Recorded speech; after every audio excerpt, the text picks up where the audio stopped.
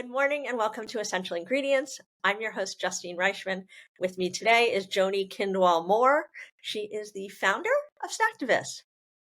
Yes, I'm so Joni, happy to be here. Thank you so much. Yeah, oh, it's I'm so happy wonderful. to connect with you and have you here and learn more about what you're doing. So, for those that are unfamiliar with you and Snacktivist, could you just introduce yourself and your role? Yeah, I sure can. Snacktivist is a food company that is focused on innovating, uh, basically food innovation that elevates underutilized crops. So all of these ingredients that are out there and farmers want to grow them, they're really important for climate smart agriculture, but we need to build products and we need to build markets for them. And that's where Snacktivist works. That's our sweet spot, is connecting those critical crops to markets and making them really delicious. Sounds yummy, and I'd love to hear some of Yeah, your favorite things that you do with that. And I have so many questions because the first question I have is, do you know Lisa Johnson? I And if do you know do, that name. I'm going to put you in How do touch I with know that name? her. She Yeah, totally. You're gonna have to like give research. me context. Yeah, she does a lot of research. She's been on my Mhm. podcast in crops and upcycling and like it Oh sounds like yeah, exactly your wheelhouse. I probably follow her, and that's why it's a familiar name. But I don't think we have the pleasure of being acquainted. So perhaps you can do a little matchmaking. I will. And you can also listen to her episodes if you want. She's been on a I couple would of love times. to. We've co-hosted a couple of things together. Great. The minute you said that, I was like, okay, Lisa Johnson. Yeah, fantastic. It's like a very small but really focused group of people that are working in this space where we're trying to create a responsive feedback loop between what happens at the agriculture level in the field and what happens to our body and in the market, because they need to be responsive to one another, and really they're not right now. So that's a problem. I like the way you explain that. Many people don't talk about the body as it relates to the crops, right?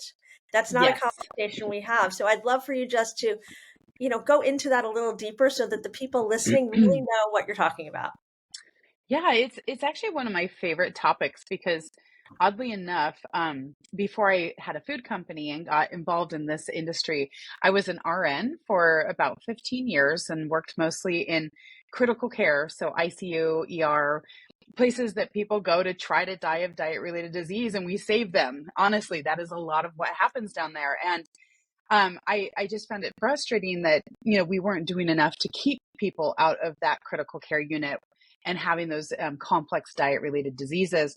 And so I literally left healthcare to try to re-establish that linkage so that we can advocate for crops and foods that are actually medicinal and, and have not only the things we need, like they taste great and fiber and vitamins and minerals, but often things that are like totally overlooked, like phytochemicals. And that's a lot of where the medicinal properties of our food come from.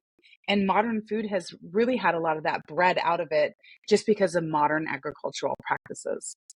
And I have to say, I don't think this is a conversation that everyone's having. People are Very not few. very few, right? So Yeah. this is super interesting to me, and I feel like we could go on for hours. But we're gonna, this will be our first conversation. We can always Yeah. resurface and come back. Yeah, totally. So I'm curious. I mean, obviously, you were inspired because of what you saw in the ER Yeah. in the critical care unit, more specifically. Um, Yeah. and so, how did you come up with Snacktivist? Yeah. Well, like you mentioned, a lot of it had to do with what I was seeing firsthand and just the degree of human suffering. And in my work as a diabetic educator, when I wasn't actually in the unit, I would work with an endocrinologist here and there, like a day or two a week. And I would work one on one with patients and really trying to talk to them to understand their relationship with food. Mhm. And the thing that became immediately clear is that nobody wants to say, okay, now I have to like abandon all the things that I love. I can't ever have the things that my mom or grandma made for me ever again. And our modern diet kind of diatribe is often focused on reductionism, like you can't have this, you can't have that. And it's punitive, like it feels wrong. So with Snacktivist, I thought, how do we put food activism into everyday things, and how do we transform basically comfort foods. And I was a mom. I still am a mom. I have 3 kids, and my kids didn't want like kale chips and raw almonds. Like when their friends came over for sleepovers, they wanted pizza and they wanted waffles and pancakes for breakfast and cookies and things that kids identify with in America, as being like typical in foods that you eat every day, even though they are rather indulgent. So that was my goal at Snacktivist, was like, how do we make a better pizza crust? How do we make a cookie that has a cool upside nutritionally, and also a climate upside because of the sourcing? And how do we make us have a win-win with food? Really, that was like a lot of my motivation from the beginning. And That's that's I what Snacktivism's all about. Well, it's funny because I think about it from when I was a kid, and my dad always used to say, "Everything in moderation, Justine." And there's Yeah, something to that, right? Because if you're doing it there in is. moderation, you're not starving yourself of it. You're not denying yourself of it. You're still getting a Yeah, little bit, but you're not yeah, being indulgent like in a sort of gluttonous way, right? Um, correct. so I Yes. think we go back to those values, I think, Yes. that we're And at the that game. I'm so glad you mentioned that, Justine, because that is so important. And one of the things we have to realize is that a lot of our modern foods that we eat every day now, they're highly processed. So they've been chemically manipulated, and they're also being grown in a very intensive situation in the field, which we know now creates food that is low in micronutrients and low in some essential nutrients. So we're essentially eating empty calories. And when we do that, it actually tricks our body into craving more. And so this more gluttonous pattern of eating is not always our fault necessarily. It's actually like a hijacking that our body is adapting and responding to a diet that's full of empty calories. And it's saying, I'm still starving, even though you've eaten a lot. I'm still deficient and I need you to go eat more. And there's one more cool thing here at play, which gives me hope we can fix this, is that we're also feeding and we're cultivating our microbiome. Every Mm, time we eat, we're farming our microbiome essentially. And these highly processed foods that are grown in these more toxic, intensive agricultural environments also have an incredible effect on our gut microbiome. And we know that gut microbiome sends us all those signals to our brain and chemicals that circulate through our bloodstream. And they also say, you're not full yet, go eat. And now we have an epidemic of significant obesity and metabolic syndrome, not only in America, but around the world. yeah, I mean, I think you're so right. And it makes me wonder with what you're creating, right? If you took a pool of children or a pool of people that had diabetes and you change their diet to snack in this way. And I don't know if you've Mhm. done this and if you have the information to share, but I'd love to better understand what the impact is that you've seen or that you hope for. Well, we actually haven't had the ability to do like what I would love to do is like collect information so we could get the real base foundation, Mhm. of like, hey, when people eat this every day, they're finding X as a result. And then that would signal people who are researchers in academia to actually do a proper study to better understand it. But what we have seen is that when some of our products actually haven't hit the market, but we've done smaller scale trials, and we'd say, hey, why don't you try eating this once a day? It's like a product that you could have for breakfast or you could have for a snack, and it contains grains, sorghum in particular, that we know has a really good gut microbiome and a great digestive health effect. And what we heard from people who did this every day for like 12 days is they said, you know what? After about 10 days, my appetite decreased. And they all Interesting. mentioned that That's interesting. individual, like Did you it was an expect that? individual response. It wasn't in a group. And I found that to be really remarkable, even though it's not scientifically, like, there's no science here. This is literally like just Right. pure observation. And I thought that's really peculiar. Those are the things I would like to investigate, because those are the things that are going to be meaningful for people when they feel like, gosh, that was delicious. I loved it. I'm not missing out. But you know what? I felt better after I ate it, and I felt better when I ate it every day. So I think that that's a really powerful thing. I think so too. And if you can create a pizza that's a little bit better for you, like the better for you option, right? Yeah. It doesn't have to be the Yeah. best. It has to be the Yeah. better choice. in my opinion, Correct. right? There are Yes. choices and then there are better for you choices. And I think if we Yep. can encourage people to make a better choice and it tastes good, it's better than what the alternative, is. Absolutely. Yeah, no, I agree. I think so often people get too caught up on perfectionism, like you're either totally perfect or you're like running from the wagon. Not just fell off of it, but you're like running away. And I just think like we need to be more permissive in society around like, hey, yeah, like just do that the best you can every day. Make something better for you, not perfect, because perfection almost always fails in the long run, It gets which is one of the wearing. reasons we have these cycles. Yeah. Actually gets wearing, right? I mean, it's such Yeah. a high expectation, and then there's such an opportunity to fail. So if you take Yeah. away that you need to do this 100%, there's a greater chance Yeah. of success. Yeah. And Right. that feeds your mind, that feeds the way you do things, and it empowers you to do it more because Mhm. you are succeeding. You're just not aiming I for something that's Yes, unrealistic. So you got to exactly, your and expectations. the Yeah. power of that momentum of, like, continuous improvement actually is the most constructive behavioral pattern that we have. Like, that is where the magic happens, and plus perfection's not really very fun. I So, agree. And it's really, it's wearing on yourself, right? If you yeah, always it it's a is. lot of hard work. And you know what? The truth is we Mhm. don't know everything and we can't do everything 100% of the time. So calling in Nope. other people for information or direction or allowing ourselves not to be perfect, it's a bit of a relief. It is. Yeah, it's so liberating, and it's funny because grains have been so in the crosshairs of society and diet culture.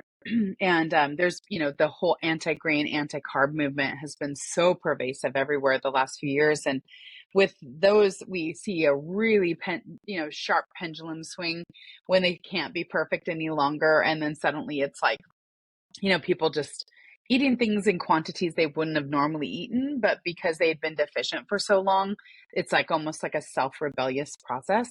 And I love the concept of like making great quality grain-based foods that give people permission to love carbs again, give people permission to find ones that agree with them and have some nutritional qualities that make them superior to some of their like modern commodity counterparts. And that to me is a very powerful thing because humans and grains co-evolved essentially. I mean, you look throughout the historical record, and I mean, we have evidence that people were doing cultivation of grains long before they even had really formal organized societies. And there are people who have even hypothesized that Neanderthal communities did grain cultivation, but they were nomadic, so they'd come back. And that to me is a huge signal that humans and grains are meant to go together. And the fact that they're now our poison is not, it's because we've corrupted them as a food group. So we've got to just take that back. Yeah. I That also means if we think broke it, we can fix it.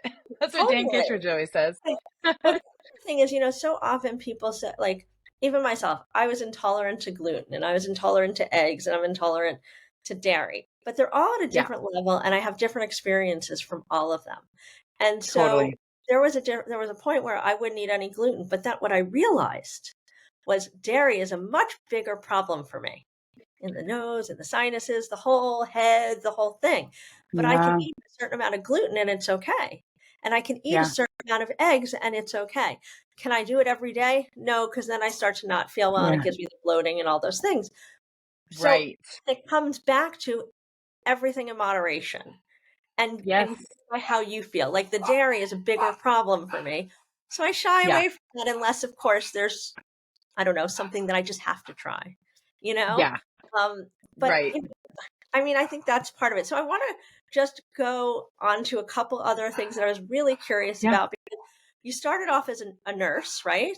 An RN, and now yeah. you're an entrepreneur. What was that shift like for you?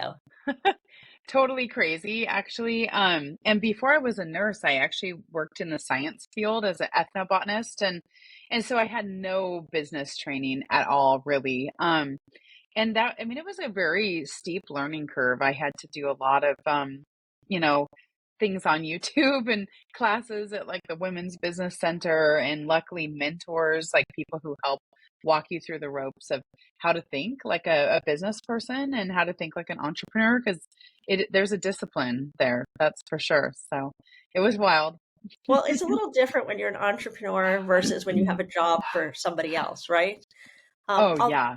I mean, for me as an entrepreneur, nobody's more motivated than I am, right? If somebody Yeah. that is, can't get it done in time or can't figure it out, I'm just going to take it and I'm going to run with it because who's more motivated than me, right?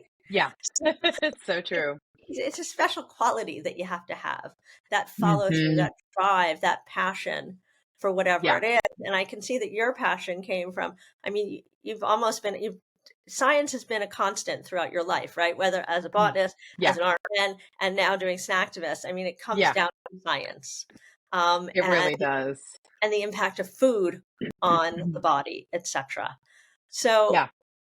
I mean, did you ever dream you'd come up, you'd ultimately be an entrepreneur, creating this, innovating this project, this product, and now helping people, return to their health, have better options? Was that something you dreamt of, or was it never in You your mind? know, what's funny is that I loved the idea of being an entrepreneur, but I don't know if I thought I had what it took to do it. But then when we had our 20-year high school reunions and we opened up those time capsules and it was like, oh, what did we say we were going to do when we were 17 years old? Oh, Mine said I was going to be an entrepreneur, which I was completely flabbergasted because I didn't remember writing that down. We'll just put it that way. But I think I always just really liked creating things that hadn't been thought of before, or like pioneering new ways of doing things. And that's always been really alluring to me. And my experience in healthcare and in the sciences both was that the system prevented a lot of entrepreneurship, especially at the hospital level. I had some very frustrating experiences where we as nurses saw some things that needed to change. They were not contributing to good patient outcomes. They were wasting money.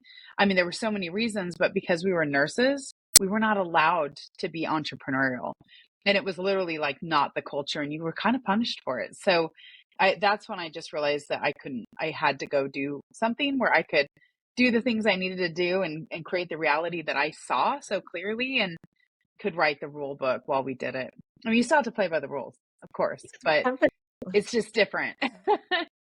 It's different. Yeah. And so when you first came up with this idea, what were you most hopeful for? Oh, geez. I don't even remember. It was so long ago. I mean, honestly, when we founded Snacktivist, we wanted to launch like grab and go kind of snack Hmm. products that were made from ancient grains like millet, teff, sorghum, other clean label things. But we soon realized we didn't have the money to launch that. I mean, it's expensive to launch things that have to be co-packed. And so like we quickly had to pivot into something that we could afford to do. And so it's funny how like early on, like immediately upon starting, it wasn't going to be what we wanted it to be. And we realized that it was going to be a much more windy path to get there. So I'm hoping this, next year is the year we finally get to launch these products that we've always wanted to launch, that are literally about better quality grab and go food, making it easy. And really just getting these incredible ancient grains and amazing ingredients into the hands of people so that they can learn to love it. So, So I keep hearing you say we. I'm wondering who the we is. Is it the yeah. royal we? Is it your partner? Well, there's royal we is always in full action. Just But checking. I know I'm one of those people, but my husband is my co-founder, and he's, really been running Snacktivist for the last year, which has been great, as I've been involved with some other projects that are helping to kind of level up our work. And then our team, like I have some very dear team people who have been working with me for many, many years, and they're just incredible and so dedicated, and I'm thankful for them. So they're the we. So when you first kicked this off and you realized it was going to be so expensive to do, Yeah. did you end up going to raise money? Did you decide to, take a little bit of a left turn or that windy path you mentioned to Yeah. adjust so that you could self-fund? Yeah, we did. And we tried to do that for a few years and realized that we could never get over the hump because we couldn't get branding, we couldn't get packaging that would compete at the level that we needed it to compete. So we did eventually have to raise some money. And we did that in 2020 is when we started, but it was COVID. So that was a really tough time to raise money. And so 2021, we finally raised some capital, which was great. So yeah, we had to learn the ropes of like venture and angel investment and whatnot. And then this year we've really been leaning into grants. We recently just received a $3 million grant from the USDA with a business partner, Zigo Foods. They're also an Recognition. activism type. Yeah, they're like an activism food brand themselves and radically transforming the notion of purity and exposure to chemicals in your food and a really amazing work. And so that's going to allow us to join together and level up our game considerably with some help from the USDA. So thank you, USDA. We're very grateful. So now we're exploring what that's all about. It's very different than investment money from individuals or from funds. But more importantly, what's it like to work with your husband? My husband's really cool, and so he's really fun to hang out with.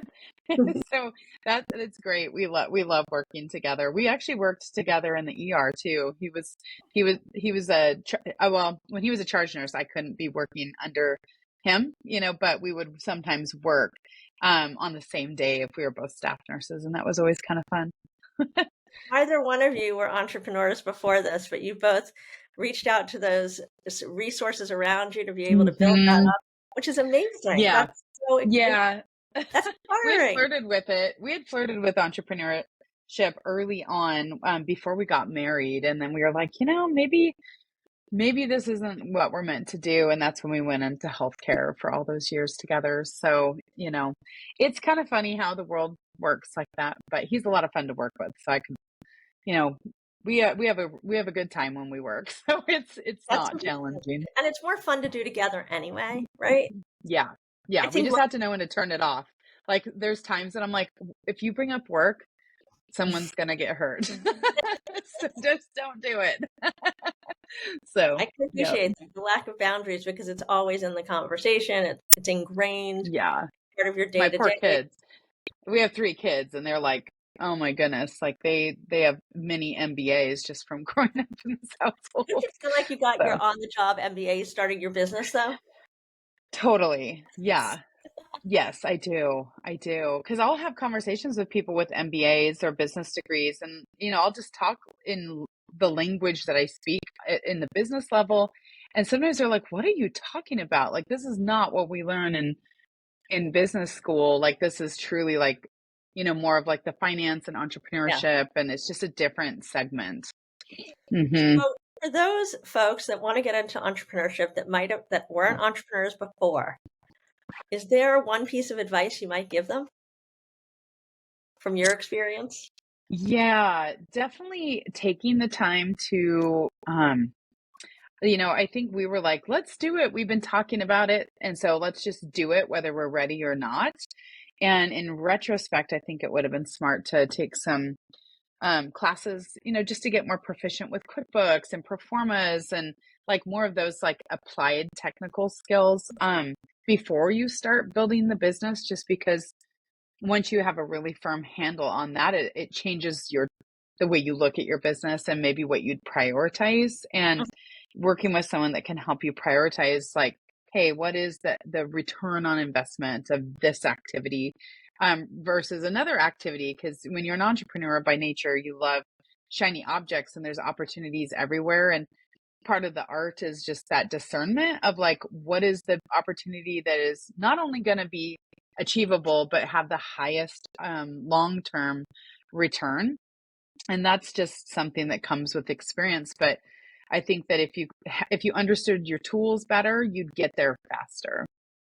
I think that, Hmm. that makes a lot of sense. I always believe, we have to lean into what we know how to do best and surround ourselves Yeah. with experts that can help us Yeah. with the rest. But as an Yeah, entrepreneur, for you sure. doing so many things ourselves that we really need to learn how to be scrappy until we can become strategic. Yeah. It's like a process, right? So true. And then really understanding it when you do have team people that are managing those things for you, that you can look at it and like go, that doesn't seem right, and there's certain things there that like no matter what, you just really have to have a good enough working knowledge to where you can either do it yourself if you have to, or really understand if it's being done right when somebody else is doing it. Yeah. Hmm. It's really, and you have to have that confidence in yourself too, to go with your Yeah. gut often. So Yeah, for sure. are there any hard-hitting statistics that you know about those, whether it's diabetics, et cetera, that if they were to shift to a little bit of a better for you um, option, right? And how that would impact their life? Oh, yeah. There's actually a lot of really good statistics out there for pre-diabetes. There have been some fantastic large scale studies done, and some of them actually have come from the giant nursing cohort that started in the 70s, where they followed all these nurses through their whole lifespan. And we know now, and I don't recall the numbers, so I don't want to quote them because they're stuffed in the back of my head right now and I can't recall them, but it is overwhelmingly apparent that even when you have pre-diabetes, like you're like, oh no, like there's a problem, that there is a window of time in which you can actually stop the processes that are, creating that cascade that will land you into a disease pathway that is likely to shorten your life. And actually and significantly impact your quality of life, even if it's long. So I if anybody wants to see those studies, they can always reach out to me and I can send them your way. But it's very, very much a science driven understanding. I would love it Diet, if you would send diet's the everything. this one that we could include in Yeah. the show notes, so those folks that are watching or listening Yeah. can take a look if they're interested, and we can also put it in our newsletter to Oh yeah, for sure. Yeah. And I think diabetes has like probably the most substantiation, that and hypertension, high blood pressure. So those are two things that we just know are diet related. So So, Jimmy, I have loved this conversation, and there's so much more I want to talk about. I mean, I want to talk about, when you started this company and the process and the things you would do differently today. But we have yeah. to have you come back for a second conversation. Yeah, for Just sure. For sure. I'd be happy to. Yeah. This has been really awesome. fun. I appreciate your time, and it was so great having you on. And for those that are interested in learning more about Snacktivist and reaching out, what's the best way to connect? Yeah, the best way to connect is most definitely snacktivistfoods.com. That's our website. That's very consumer focused on one of our product lines that is focused on baking mixes, so people who are baking at home. But you can also reach out to me on LinkedIn. Me personally, Joni Kindwall-Moore, I am very heavily involved with food systems advocacy and activism, and I feel like that shows itself more on LinkedIn than other places, which is kind Yes. of funny. So we're working on getting that translated over to Instagram and Twitter and Facebook. So yeah, that you can find us on Surprise, any of you'll those get handles there. as well.